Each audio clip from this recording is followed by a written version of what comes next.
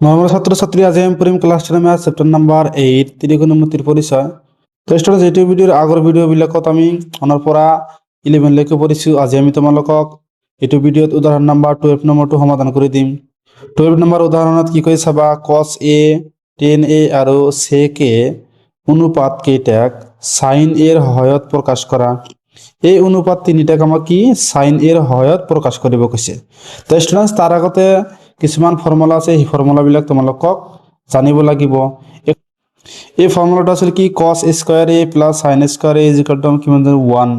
ইয়াৰ পৰা আমি নতুনকৈ দুটা ফৰ্মুলা বনাব পাৰোঁ।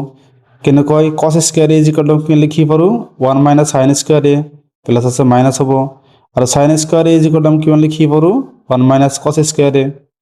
ঠিক তেনেদৰে ইয়াৰ পৰা আমি দুটা লিখি পাৰোঁ, তাৰপিছত আমি ইয়াৰ পৰা দুটা লিখি পাৰোঁ। তেনেহ'লে ইয়াত যদি কি তেনেহ'লে ইয়াত তিনিটা আৰু ইয়াত তিনিটা ফৰ্মুলা হ'ব, টোটাল কিমান হ'ব 9টা বা 9টা ফৰ্মুলা হ'ব। এই 9টা ফৰ্মুলাৰ সহায়ত আমি এই উদাহৰণবিলাকৰ সমাধান উলিয়াব পাৰিম। তো ষ্টুডেন্টস আমি তোমালোকক 12 নম্বৰ উদাহৰণটো কৰি দিম চাবা। তো ষ্টুডেন্টস প্ৰথমত কি cos a sin a ৰ সহায়ত আমি প্ৰকাশ কৰিম চাবা। আমি সমাধান কৰি দিম যে সলিউশন কি লিখিম আমি যে চাবা cos square a plus sin square a is equal two কিমান জানো 1 জানো আমি স্টুডেন্টস। এইটো ফৰ্মুলাৰ সহায়ত আমি cosক sinৰ সহায়ত আমি প্ৰকাশ কৰিম চাবা। আমি কি জানো cos square a plus sin square a formula নটা আমি ইয়াত লিখি লৈছো। ইয়াৰ পৰা চাবা স্টুডেন্টস চাবা আমি cos square a plus sin square a is equal two কিমান জানো 1।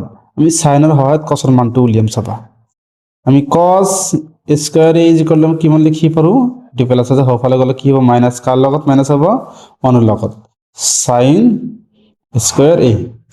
তো স্টুডেন্ট আমাক কি স্কয়ারটো নালাগে, কি লাগে আমাক cos লাগে। তেনেহ'লে স্কয়ারটো আমি কি তুলি দিম, স্কয়ার তুলি দিলে ইয়াত কি আহিব ৰুট ওভাৰ বৰ্গ। cos a is equal two root over, যেতিয়া ৰুট ওভাৰ আহিব বৰ্গমূল আহিব তেতিয়া ইয়াত কি আহিব এটা প্লাস এটা মাইনাসৰ 1 মাইনাস sin স্কয়াৰ a। আমি ইয়াত প্লাসৰটো ল'ম, মাইনাসৰটো কি নালাগে আমাক।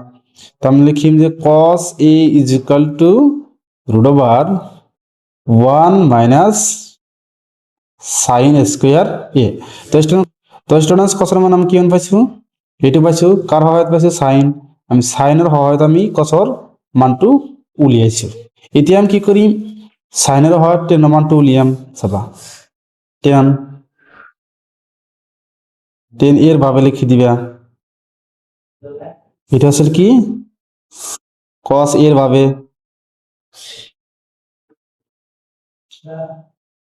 ইয়াত লিখি দিবা কি tan এর ভাবে। tan a is equal to আমি কিমান লিখি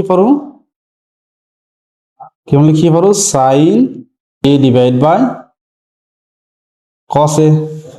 এটা আমি লিখি পাৰোঁ যে sin a divide by cos a। তারপরে সাবা স্টুডেন্টস আমি ইয়াত লিখিম যে tan a is equal two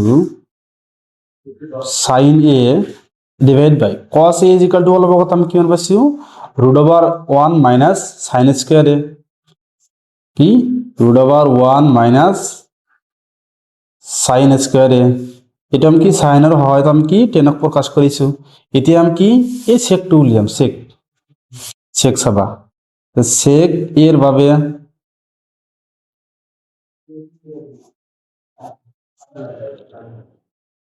সেকৰ বিপৰীতটো আমি কিমান জানো 1 ডিভাইড বাই cos a।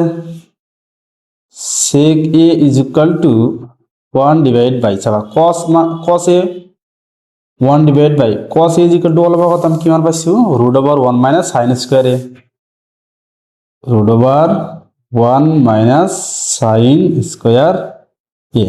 এটা আমি কি সাইনৰ সহায়ত সেকক প্ৰকাশ কৰিছোঁ।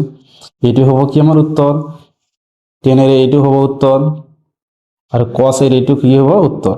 তো স্টুডেন্টস ভিডিওটো ইয়ালৈকে কৰিবলগীয়া আছিল। স্টুডেন্টস ভিডিওবিলাক তোমালোকৰ যদি ভাল লাগে কমেন্ট কৰি জনাবা আৰু চেনেলটো সাবস্ক্ৰাইব কৰি ৰাখিবা।